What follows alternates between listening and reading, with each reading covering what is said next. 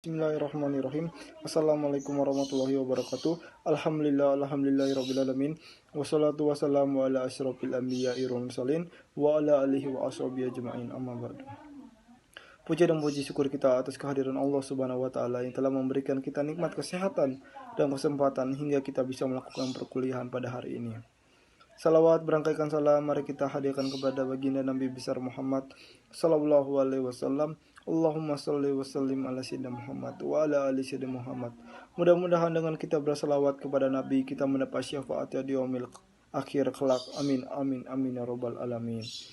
Yang saya hormati Bapak Ramadan Lubis MAG selaku dosen pengampu mata kuliah ilmu tauhid. Yang saya banggakan dan saya sayangi teman-teman sekalian. Kami dari kelompok 4 ingin mempresentasikan tentang aliran Jabariyah dan Qadariyah. Baiklah, di sini saya akan memperkenalkan teman-teman saya dari kelompok 4, yaitu ada Trisuci Prasetyiwi sebagai pemateri pertama, Nabila Suhaila Lubis sebagai pemateri kedua, Adinda Ramarakuti sebagai pemateri ketiga, Nepri Handayani Sirega sebagai pemateri keempat, dan saya Haris Riyadi sebagai pemateri kelima. Dan yang terakhir ada Erina Damayanti sebagai pemateri ke-6. Itulah nama-nama kelompok dari kelompok 4. Assalamualaikum warahmatullahi wabarakatuh. Saya Trisuci Prastiwi akan menjelaskan materi mengenai pengertian aliran Qadariyah. Nah, jadi Qadariyah itu berasal dari bahasa Arab, yaitu kata qadara yang artinya kemampuan dan kekuatan. Adapun pengertian menurut terminologi, Qadariyah adalah suatu aliran yang percaya bahwa segala tindakan manusia itu tidak diintervensi oleh Tuhan.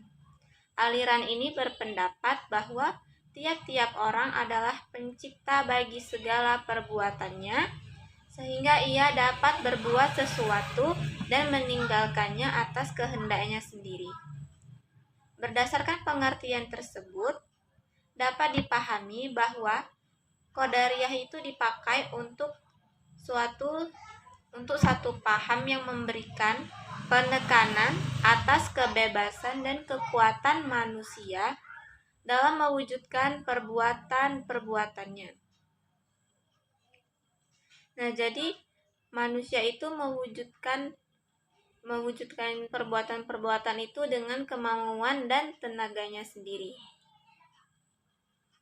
Ada pendapat dari Harun Nasution yang menegaskan bahwa manusia itu mempunyai kudrah atau kekuatan untuk melaksanakan kehendaknya dan bukan berasal dari pengertian bahwa manusia itu terpaksa tunduk kepada qadar Tuhan.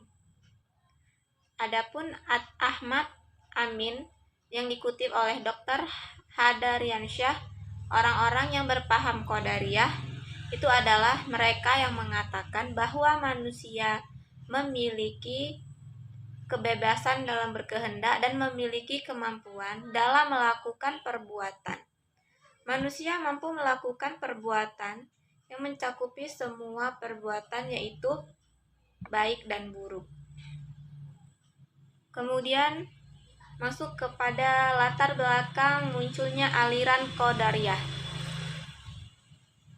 Nah, mengenai latar belakang munculnya Qadariyah ini masih menjadi perdebatan. Namun, menurut Ahmad Amin, ada ahli teologi yang mengatakan bahwa Qadariyah itu pertama kali dimunculkan oleh Ma'bad al-Jauhani dan Gailan al-Dimashqi. Ma'bad adalah seorang tabi'in yang dapat dipercaya dan pernah berguru pada Hasan Basri. Adapun Gailan ini adalah seorang orator yang berasal dari Damaskus. Ibnu Nabatah dalam kitab Syar al-Uyun seperti yang dikutip Ahmad Amin memberi informasi lain bahwa yang pertama sekali memunculkan faham Qadariyah ini itu adalah orang Irak yang semulanya dia beragama Kristen. Namun kemudian dia masuk Islam dan balik lagi ke agama Kristen. Dan dari orang inilah Ma'bad dan Gailan mengambil faham ini.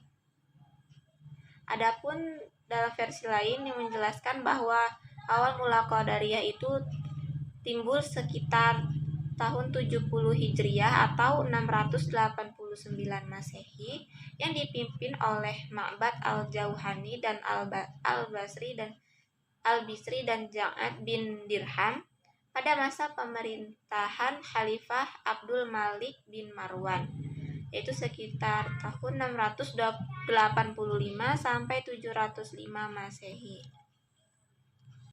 Baiklah, itu saja yang dapat saya sampaikan. Lebih dan kurangnya saya mohon maaf. Saya Nabila Suhaila Lubis. Di sini saya akan menjelaskan tentang tokoh-tokoh dan doktrin-doktrin aliran Qadariyah.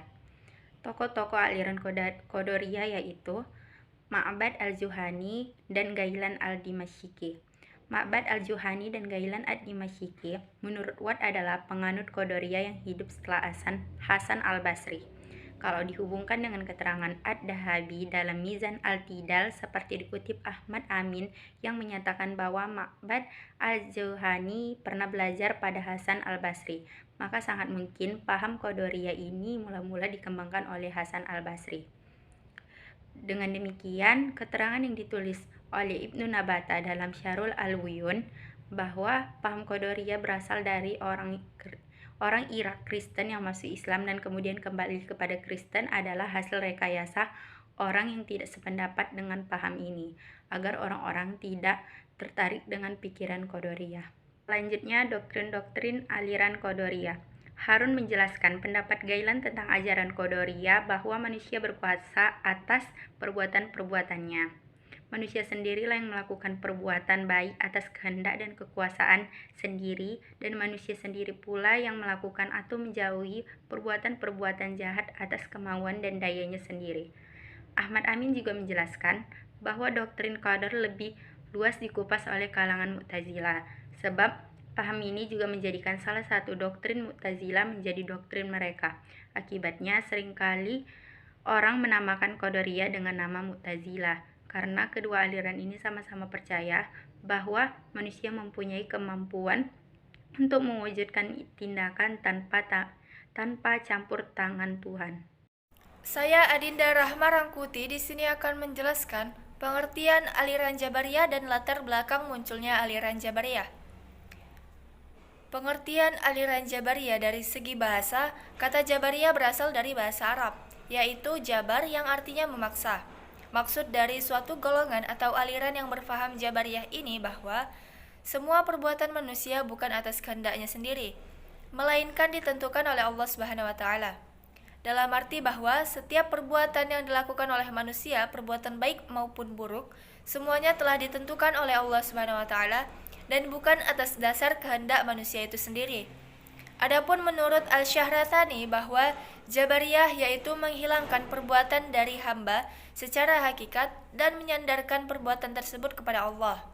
Dalam bahasa Inggris juga disebut dengan fatalism atau predestination, yaitu paham yang menyatakan bahwa perbuatan manusia ditentukan sejak semula oleh qada dan qadarullah Subhanahu wa taala. Maksudnya bahwa setiap perbuatan yang dikerjakan manusia tidak berdasarkan kehendak manusia, namun diciptakan oleh Allah Subhanahu wa taala dan dengan kehendaknya. Di sini manusia tidak mempunyai kebebasan dalam perbuatan karena tidak memiliki kemampuan. Kemudian latar belakang munculnya aliran Jabariyah. Jabariyah pertama kali muncul di Khurasan atau yang biasa disebut dengan Persia pada saat munculnya golongan Qadariyah, yaitu sekitar tahun 70 Hijriah. Aliran ini dipelopori oleh Jaham bin Safwan yang biasa juga disebut dengan Jahmiyah. Jaham bin Safwan yang mula-mula mengatakan bahwa manusia terpasung, tidak mempunyai kebebasan apapun, semua perbuatan manusia ditentukan oleh Allah Subhanahu wa taala dan tidak ada campur tangan manusia. Paham Jabariyah dalam sejarah teologi Islam pertama kali dikemukakan oleh Al-Ja'ad bin Dirham, tetapi yang menyebarkannya adalah Jaham bin Safwan. Jaham bin Safwan adalah tokoh yang paling terkenal sebagai pelopor atau pendiri paham Jabariyah. Paham ini juga identik dengan paham Jahmiyah dalam kalangan Murji'ah sesuai dengan namanya. Jaham bin Safwan terkenal pandai berbicara dan berpidato, menyuruh manusia ke jalan Allah Subhanahu wa taala dan berbakti kepadanya, sehingga banyak sekali orang yang tertarik kepadanya. Paham Jabariyah menganggap bahwa perbuatan yang dilakukan oleh Tuhan dan manusia hanya menerima. Baik, di sini saya akan menjelaskan tentang tokoh-tokoh aliran Jabariyah dan doktrin-doktrin aliran Jabariyah. Yang pertama yaitu tokoh-tokoh aliran Jabariyah. Adapun tokoh-tokoh aliran Jabariyah ada 4. Yang pertama yaitu Ja'ad bin Dirham. Ja'ad bin Dirham ialah seorang hamba dari Bani Hakam dan dia juga tinggal di Damsyik. Ja'ad bin Dirham ini juga pernah dibunuh oleh gubernur Kufah, yakni yaitu Khalid bin Abdullah. Yang kedua yaitu Zaham bin Safwan. Zaham bin Safwan ini berasal dari Persia dan dia meninggal tahun 128 Hijriah dalam suatu peperangan di Marwan dengan Bani Umayyah. Yang ketiga yaitu Husain bin Muhammad al-Nazar dan yang keempat yaitu Dirar bin Amr. Terdapat juga sejumlah tokoh aliran Jabariyah yang berpengaruh dalam sejarah. Dari pemikiran tokoh-tokoh itu, aliran Jabariyah terbagi menjadi 2 paham, antara lain Ja'ad bin Dirham dan Jaham bin Safwan. Ja'ad bin Dirham adalah pencetus awal aliran Jabariyah dan dia meneruskan ajarannya setelah ia diusir dari Damaskus. Dan ia juga memiliki murid yakni Zaham bin Safwan yang menjadikan aliran Jabariyah menjadi populer di kalangan umat muslim di kala itu. Yang kedua yaitu menjadi paham An-Nazar dan Adirar. Mereka juga sebenarnya berpendapat dan juga meyakini bahwa Allah Subhanahu wa taala memang mengendalikan semua perbuatan manusia. Dan mereka juga berpendapat bahwa manusia pun memiliki peran dalam mewujudkan suatu perbuatan. Baiklah, di sini saya akan menjelaskan tentang dalil yang menjadi dasar aliran Qadariyah. Dapat kita lihat dalam Quran surah Ar-Ra'd ayat 11 yang berbunyi, A'udzubillahi minasyaitonirrajim. Bismillahirrahmanirrahim. Innallaha la yughayyiru ma biqaumin hatta yughayyiru ma bi anfusihim. Artinya sesungguhnya Allah tidak merubah keadaan suatu kaum sehingga mereka merubah keadaan yang ada pada diri mereka sendiri. Maksudnya adalah sesungguhnya Allah Maha Kuasa, tidak ada yang mengubah keadaan suatu kaum dari suatu kondisi ke kondisi lain sebelum mereka mengubah keadaan diri yang menyangkut sikap mental dan pemikiran sendiri. Dan apabila Allah menghendaki keburukan terhadap suatu kaum, maka tak ada kekuatan apapun yang bisa menolak dan tidak ada yang dapat melindungi bagi mereka selain Dia. Yang kedua yaitu Quran surah An-Nisa ayat 110 yang berbunyi, A'udzubillahi minasyaitonirrajim. Bismillahirrahmanirrahim. Wa ma ya'mal su'an aw yazlim nafsahu summa yastaghfirillaha yajdillaha Ghafurur Rahim. Artinya ada barang siapa yang mengerjakan kejahatan dan menganiaya dirinya, kemudian ia mohon ampun kepada Allah, niscaya ia mendapati Allah Maha Pengampun lagi Maha Penyayang. Maksudnya adalah jika kamu melakukan hal kejahatan yang besar dan jika kamu ingin bertobat dengan sebenar-benarnya dan sungguh-sungguh, yaitu tobatan nasuha, maka Allah akan mengampuni kejahatan kamu tersebut, karena sesungguhnya Allah itu Maha Pengampun dan lagi Maha Penyayang. Itulah yang bisa saya sampaikan. Baiklah, saya Erina Damayanti akan menjelaskan tentang dalil-dalil yang menjadi dasar aliran Jabariyah. Ada beberapa dalil yang menjadi dasar aliran Jabariyah. Yang pertama, terdapat dalam Quran surah As-Saffat ayat 96 yang berbunyi, Bismillahirrahmanirrahim. Wallahu khalaqakum wa ma ta'malun. Yang artinya, padahal Allah lah yang menciptakan kamu dan apa yang kamu perbuat itu. Yang kedua terdapat dalam Quran surah Al-Anfal ayat ke-17 yang berbunyi falam taqtuluhum walakinnallaha qatalahum wa ma ramaita idza ramaita walakinnallaha harama waliyubaliyal mu'minina minhu bala'an hasanah innallaha sami'un alim. Yang artinya, maka sebenarnya bukan kamu yang membunuh mereka, melainkan Allah yang membunuh mereka, dan bukan engkau yang melempar ketika engkau melempar, tetapi Allah yang melempar. Allah berbuat demikian untuk membinasakan mereka dan untuk memberi kemenangan kepada orang-orang mukmin dengan kemenangan yang baik. Sungguh Allah Maha mendengar, Maha mengetahui. Yang ketiga, terdapat dalam Quran surah Al-Insan ayat ke-30 yang berbunyi Bismillahirrahmanirrahim. Wa ma tasha'una illa ayyasha Allah. Innallaha kana aliman hakim. Yang artinya, dan kamu tidak mampu menempuh jalan itu kecuali bila dikehendaki Allah. Sesungguhnya Allah Maha mengetahui lagi Maha bijaksana. Itu saja yang dapat saya sampaikan. Saya kembalikan kepada moderator. Baiklah, di sini saya akan membacakan kesimpulan dari materi kami. Qadariyah adalah suatu aliran yang percaya bahwa segala tindakan manusia tidak diintervensi oleh Tuhan. Qadariyah pertama kali dimunculkan oleh Ma'bad al-Jauhani dan Ghailan al-Dimashqi.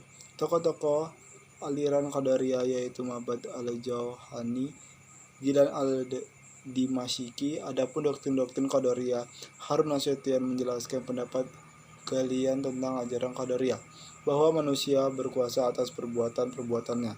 Ahmad Amin menjelaskan bahwa doktrin qadar lebih luas dikupas oleh kalangan Mu'tazilah, sebab pahaman ini dijadikan salah satu doktrin Mu'tazilah menjadi doktrin mereka. Akibatnya sering orang menamakan Qadariyah dengan nama Mu'tazilah karena kedua aliran ini sama-sama percaya bahwa manusia mempunyai kemampuan untuk mewujudkan tindakan tanpa campur tangan Tuhan.